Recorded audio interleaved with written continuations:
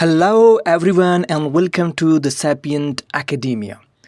In today's lecture, we are going to talk about Dryden as a satirist of the Restoration Age. In the previous lecture, we have discussed satire in detail.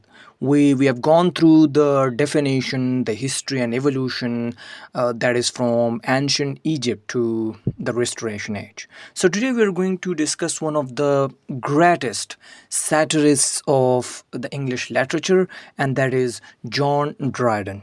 So stay tuned with us, go through the entire video to know about John Dryden. Dryden is one of the greatest English satirists.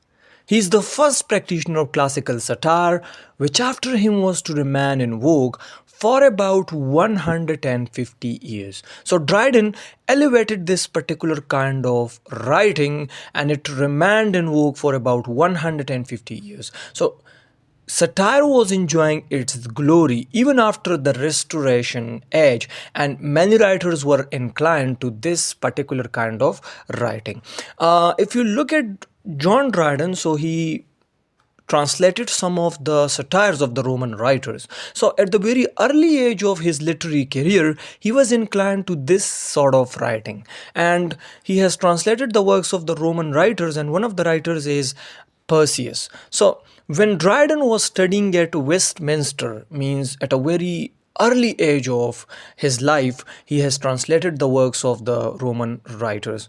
So, further, if you look at his comedies, he produced numerous passages of sparking satire. So, he keenly studied the satirical traditions of Rome and France and whatever satire England had to offer. So Dryden was interested in this particular kind of writing from the very beginning. But it was not till he was about 50 that he came to write one of the best satires of the age, and that is Absalom and Achitophel. We have discussed this particular poem in the previous videos. If you have gone through those videos, you will definitely be aware of the greatest satires, Absalom and Achitophel.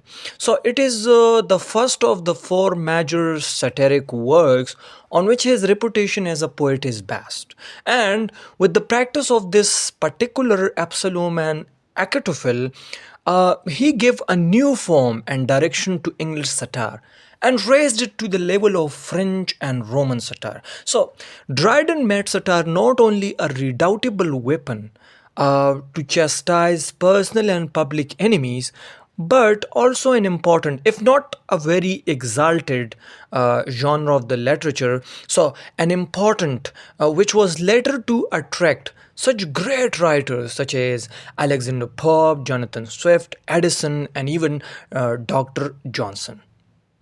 If we talk about Dryden's contribution and place, that why is he different from the rest? So, if we talk about the Dryden's contemporaries such as Oldham and Samuel Butler, they were basically following the English tradition of satire. Satire in English literature, such as they were following Donne, they were following Langland, Hall, Marston, and some other writers of the English literature. Dryden, on the other hand, he broke away from the harshness, from the disrespect of form, and the denunciatory tone of the English satires before him. And he seems to have looked for inspiration, not toward them, not toward the new classicists, but towards the Roman satirists such as Horace, Juvenal, and Perseus, and even their French followers, such as the most outstanding of whom, which we have discussed, Boileau. So Dryden is different from the rest, and why is he considering the greatest satirist of the age? It is because he broke away the tradition and he deviated from the usual way of writing, and he shifted to the Rome and you can say the French writers, Boileau, the Roman satirist, Horace, Juvenal, and Perseus, and that is why Dryden has contributed a lot to the Restoration satire. About Dryden's originality and lucid style, Hugh Walker observes that it is this combination, smoothness of verse, lucidity of style, urbanity of manner, which makes Dryden's satire so strikingly original. In English, there had hitherto been nothing comparable to it. Dryden was considering the best in controlling his expression. Broadly speaking, the three great English satirists, John Dryden, Alexander Pope, and Jonathan Swift, worked through different channels. So they were working through different channels.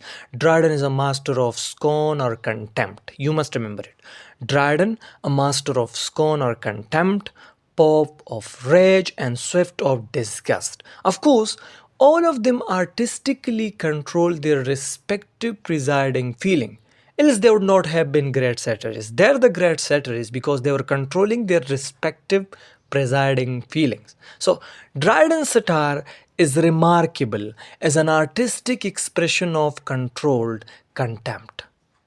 Go through the words of T.S. Eliot. T.S. Eliot remarks that Dryden is the great master of contempt. And T.S. Eliot is basically criticizing the rest of contemporaries of John Dryden, such as Don Hall and Masterman. And it is because, according to T.S. Eliot, they were speaking from the moral elevation, and Dryden, on the other hand, does not take any moral airs. So now T.S. Eliot thinks that if you are speaking from a moral elevation, you lose the genuineness and sincerity. And Dryden was speaking from a very genuine tone, from a very genuine position, and the rest were speaking like if they were saints. So if you're representing your satire in such a way that if you're presenting yourself as saint, it loses the genuineness. And once this moral pose has been seen through by the reader, he cannot accept to be didactic or moved by the satire whom he knows to be an erring being like himself. So then the reader would not enjoy that particular work. That is why Dryden is considering the best among all. And even this particular thing has been observed by Sainsbury. So Sainsbury observes that Dryden assumes no moral airs, firmly controls his satirical spirit, and skillfully selects the points and the manner of his attacks. So the result is a humorous, disdainful, and yet incisive mockery. If we discuss Dryden's elevating style, so one of Dryden's unique gifts is his capacity to ennoble and elevate the objects of his satire, even when his motive is to demean or depress them. T.S. Eliot was the first to direct attention to this point when he wrote in his essay on Dryden. So, Eliot remarks, much of Dryden's unique art consists in his ability to make the small into the great, prosaic into the poetic, the trivial into the magnificent. By exalting and enlarging the objects of his satire, Dryden also raised the lowly genre of satire to the level of epic. So he also raised the standard of satire. And this was a no small achievement. His work, Absalom and Achitophel, to which he gave the title a poem and not a satire, is the first instance in English of a heroic satire. His couplets are generally end-stopped, and after every line there is generally a natural stop. So he himself took liberties. His handling of the heroic couplet is not as strict and disciplined as Pope's. For instance, he sometimes uses an Alexandrine instead of a regular pentameter, and sometimes the couplet grows into a triplet.